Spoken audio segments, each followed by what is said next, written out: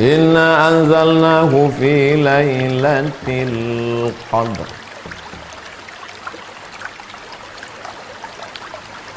Qadar. Satu. Fulanun lahu qadur. Si fulan itu punya qadar, artinya mulia. Kalau nampak kita raja, fulanun lahu qadrun, itu orang mulia. Maka malam Lailatul Qadar artinya malam yang memiliki kemuliaan. Dua. Yufraqu fihi kullu amrin hakim. Inna kulla syai'in khalaqnahu biqadar. Khalaqnahu biqadar. Qadar di sini artinya takdir. Maka pada malam itu ditetapkan takdir secara detail. Takdir secara umum sudah ditulis di Lauhul Mahfuz. Tapi secara detail per tahun malam Lailatul Qadar. Tiga. Qudira alaihi rizquhu fayaqulu rabbi ahanan. Qudira alaihi rizquhu. Siapa yang disempitkan rezekinya. Jadi malam Lailatul Qadar disebut dengan malam sempit.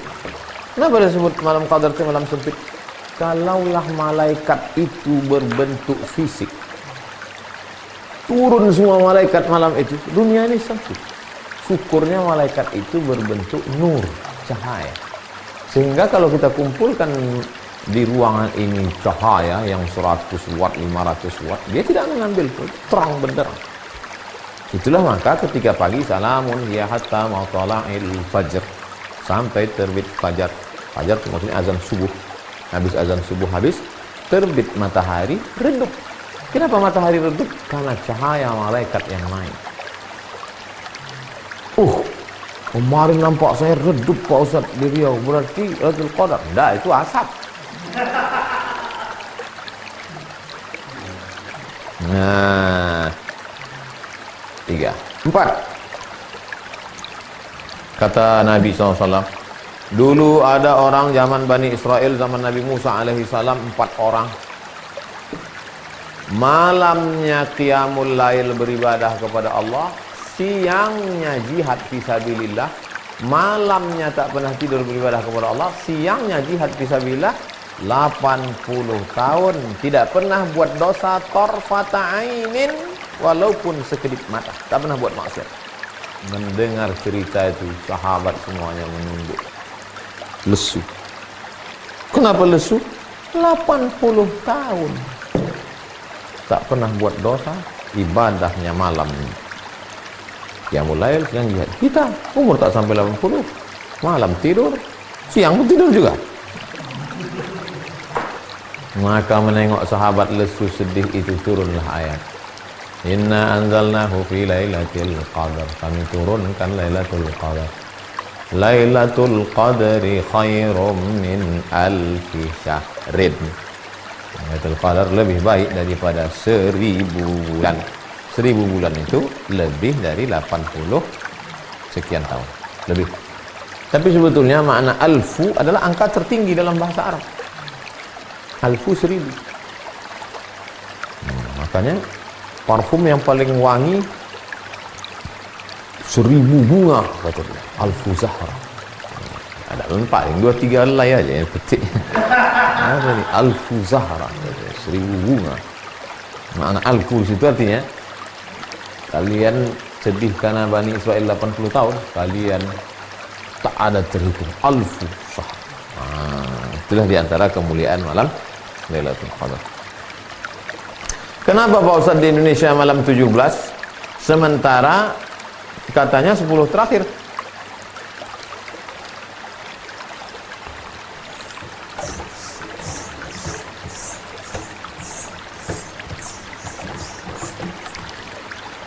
Inna anzalnahu fi lailatin mubarakah. Kami turunkan Al-Quran itu pada suatu malam yang penuh berkah. 2. Inna anzalnahu fi lailatul qadr. Kami turunkan pada malam qadar. Satu malam itu berapa? Satu tahun itu berapa malam? 360 malam. Malam yang mana? Diperkecil lagi. 360 malam diperkecil lagi.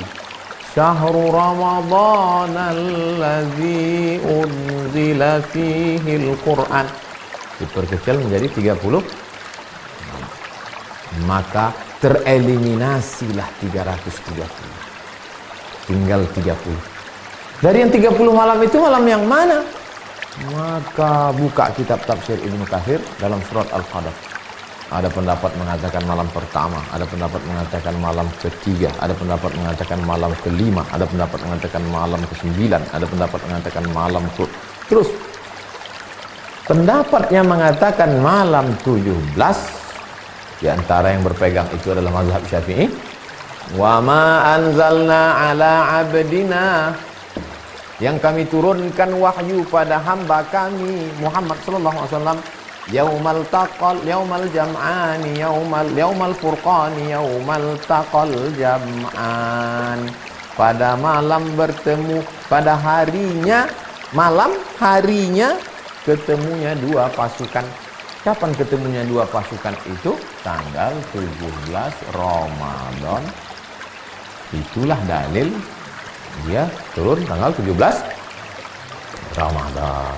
Lalu yang mengatakan 10 terakhir dari hadis, taharru lailatul qadri fil ashril awakhir min Ramadan. Carilah Lailatul Qadar pada malam terakhir Ramadan. 21 Ramadan iktikaf masjid, 22 puasa, 23 full, 24 mall, 25 penuh, 26 sibuk pasar bawah membeli, 27 puncaknya, 28 kosong, 29 balik kampung. Datang corona, kosong semuanya.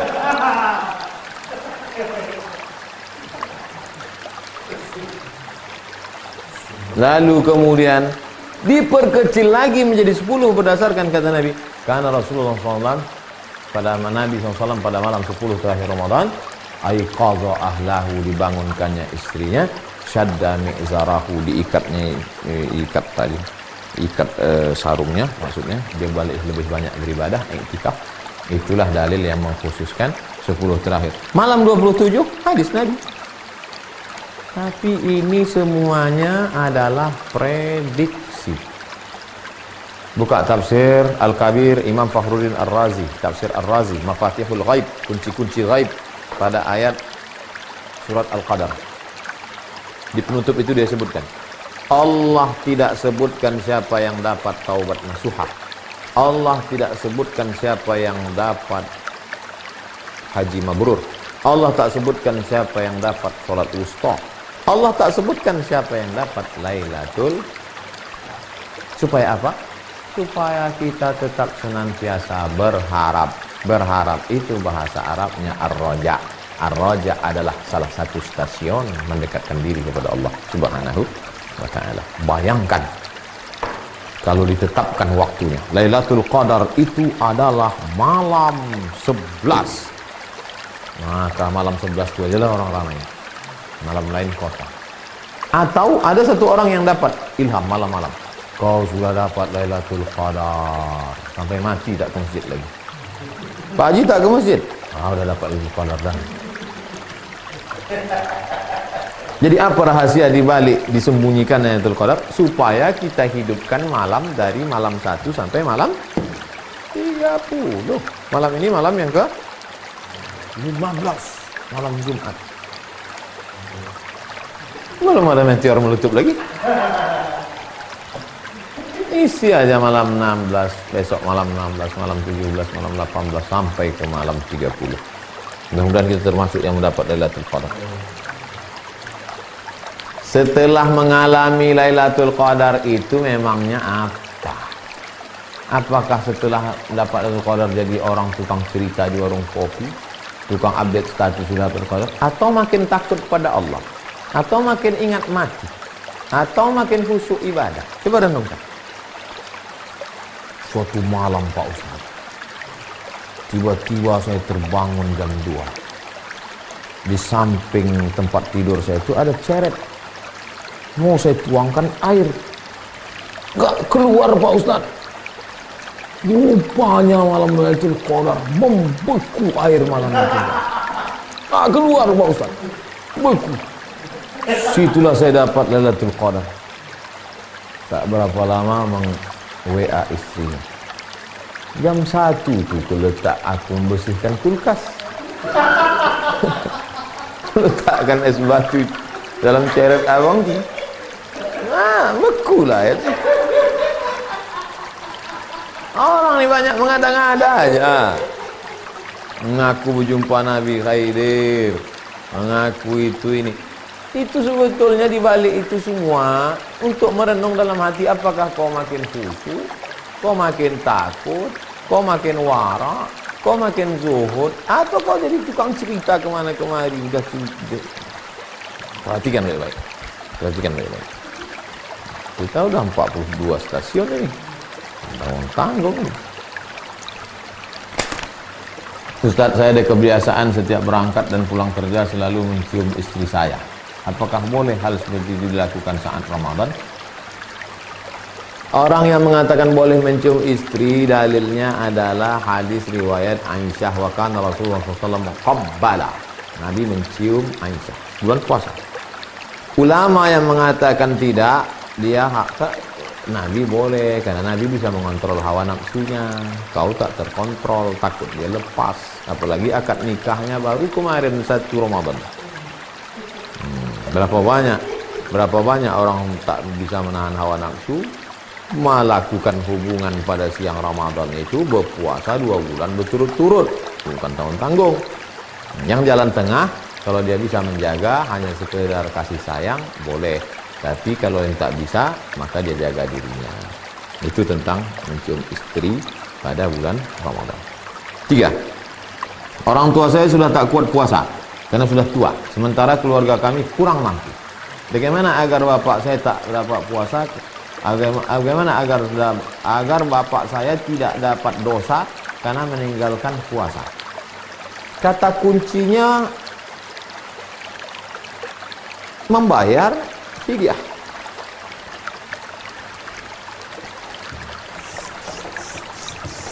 Faman kana minkum maridan, siapa yang sakit,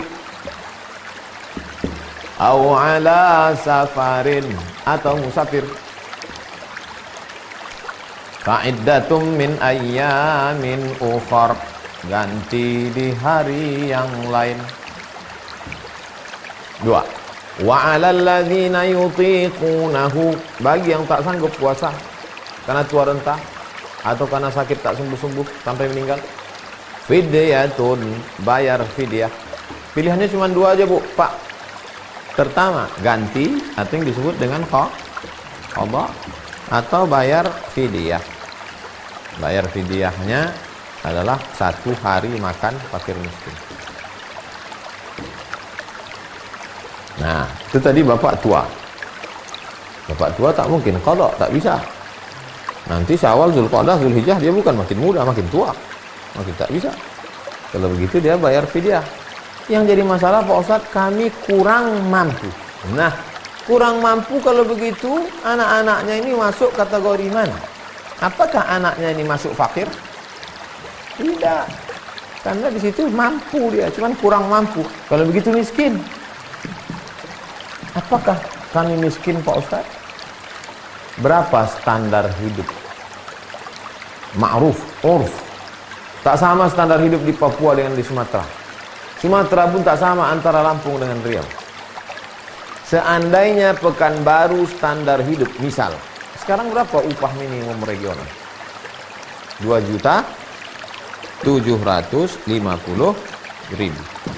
Sementara anak si bapak ini hanya gajinya sebulan ambil upah 1 juta. Maka kalian tidak wajib membayar fidyah. Malah kalianlah yang menerima zakat fitrah. Sampai kapan nih Pak Ustadz? Sekarang kau cuma dapat gaji 1 juta. Ya, maka kau tak bayar fidyah bapakmu, malah kaulah yang menerima zakat fitrah. Akhirnya orang pun membayar zakat fitrah lah. Mulai besok 15, 16, 17 membayar zakat fitrah kepada engkau. Pas hari Kamis tanggal 23 nanti hari apa? 23 Mei.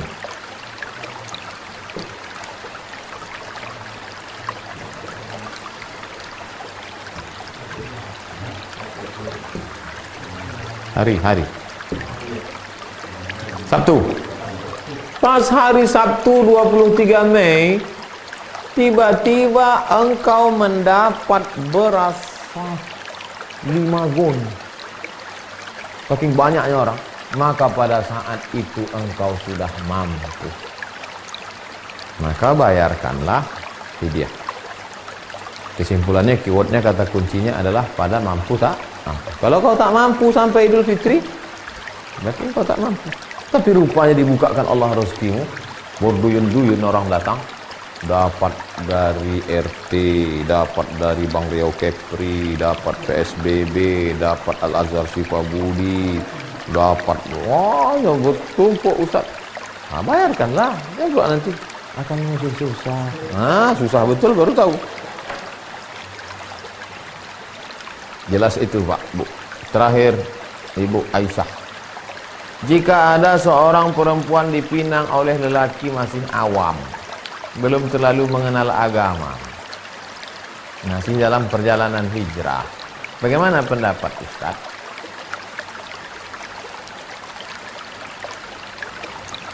Ma khaba man istakhara wa ma nadima man istasyara. Tak sia-sia orang yang mau istikharah, dan tidak akan rugi orang yang mau minta pendapat orang lain. Coba telusuri lagi orang ini. Ada TV orang ini tahu, dan dia tahu bahwa diri dia tahu. Ikuti dia. Berarti dia orang berilmu. 2, dia tak tahu bahwa diri dia tahu. Sebetulnya dia berilmu, tapi dia tak tahu bahwa diri dia tahu. Dia seperti orang yang tidur, bangunkan dia. 3, dia tahu bahwa dirinya tak tahu. Sadar dia bahwa dia orang tak tahu, dan dia mau belajar. Ajari dia. Yang 4, dia tak tahu bahwa dirinya tak tahu. Rajulun la yadri annahu la yadri. Kalau dia masuk tipe yang 4, baguslah kau cari laki-laki lain. Telusuri dia baik-baik. Mudah-mudahan dia termasuk salah satu dari yang 3 tadi. Kalau dia nampaknya tak tahu, dan dia sadar dirinya tak tahu, dan dia ingin mencari tahu, insya Allah beruntung. Sifat laki-laki yang dipinang, yang diterima pinangannya 2. Idza ja'akum man tardawna dinahu, agamanya kau suka, taat dia, wa khuluquhu, baik akhlaknya. Baik akhlak tak cukup hanya ketika dia datang. Waktu datang tangannya begini. Kalau ditengok dari gayanya, lalat pun tak mati dipukulnya.